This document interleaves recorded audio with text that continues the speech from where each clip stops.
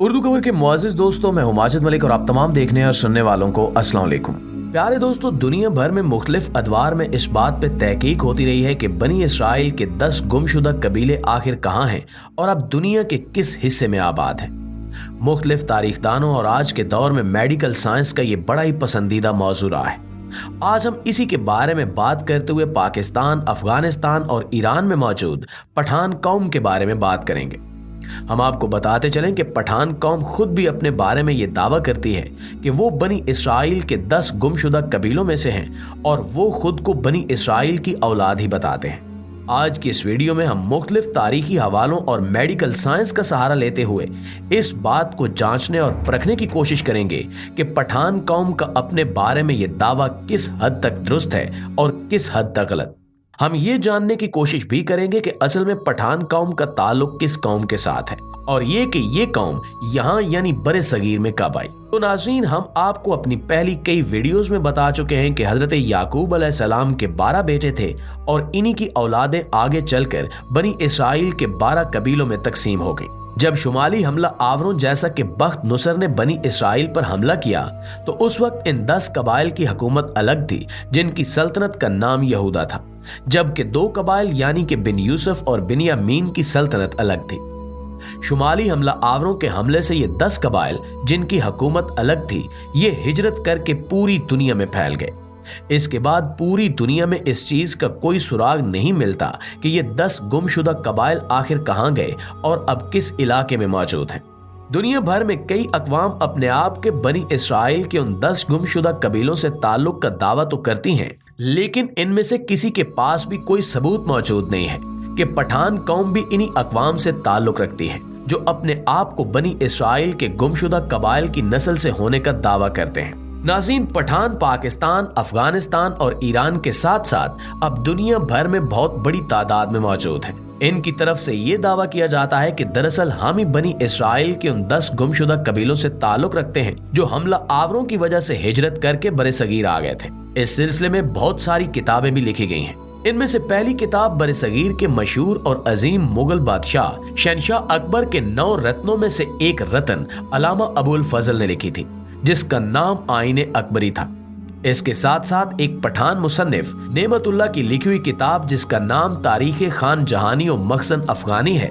इन दोनों किताबों में इस बात का जिक्र मौजूद है कि बहुत सारे मुहक्किकीन की तहकीक के मुताबिक पठान कौम का ताल्लुक आर्या कौम से हो सकता है, लेकिन फिर इन 2 किताबों के आखिर में मुख्तलिफ शवाहिद की बुनियाद पर यह दावा भी किया गया है कि पठान कौम ही दरअसल बनी इसराइल के उन 10 कबीलों की औलादें हैं जो शुमाली हमला आवरों के हमले की वजह से पूरी दुनिया में हिजरत कर गए थे। इस सिलसिले में अफगानी पठान, पाकिस्तानी पठान और ईरानी पठान सब ही इस बात पर मुत्तफिक हैं कि वही ये गुमशुदा कबाइल हैं जिनका जिक्र तारीख में मौजूद है।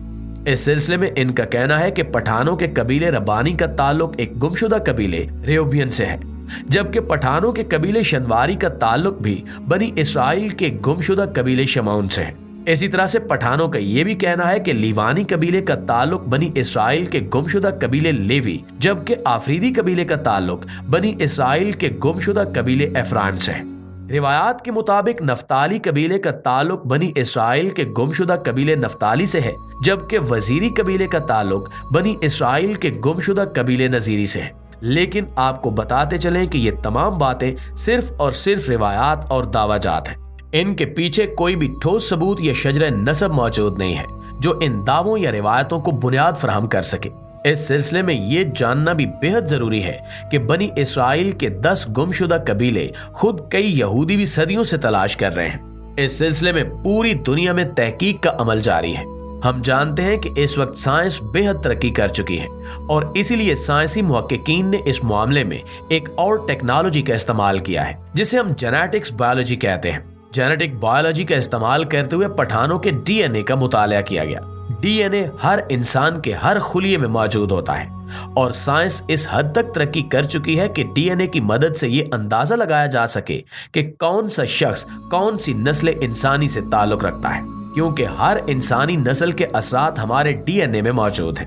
इस सिलसिले में जब साइंसदानों ने पठानों के डीएनए पे तहकीक की तो ये इंकिशाफ हुआ कि पठानों का ये दावा कि वो बनी इसराइल के 10 गुमशुदा कबाइल से ताल्लुक रखते हैं मुकम्मल तौर पर गलत और बेबुनियाद दावा है और इस सिलसिले में बयान करदा तमाम की तमाम रिवायात भी झूठी हैं।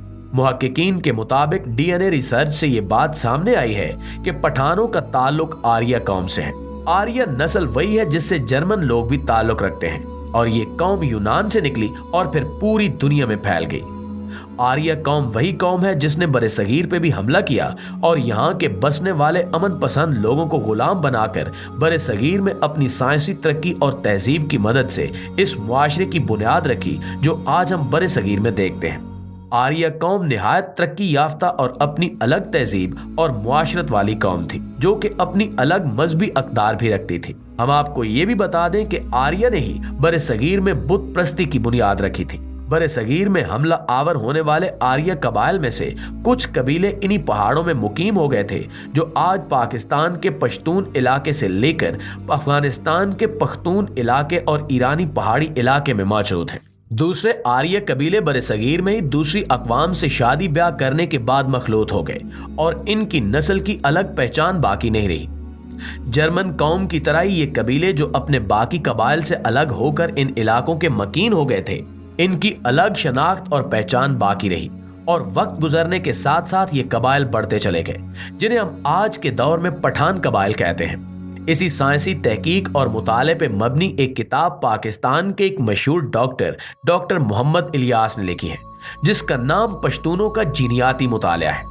इस किताब में भी डॉक्टर मोहम्मद इलियास ने यह साबित करने की कोशिश की है कि मुख्तलिफ तारीखी हवालाजात और पठानों की अपनी रिवायात और मुख्तलिफ दावों के बावजूद ये बात साबित हो चुकी है कि पठानों का ताल्लुक किसी भी तरह से बनी इसराइल के 10 गुमशुदा कबाइल से नहीं है जिनके बारे में पठान दावा करते हैं। पठानों का ताल्लुक आर्य कौम के उन कबीलों से है जो बरे सगीर पर हमला आवर हुए और फिर मौजूदा पठान इलाकों में मुकीम हो गए और इन्होंने अपनी अलग शनाख्त और पहचान बाकी रखी।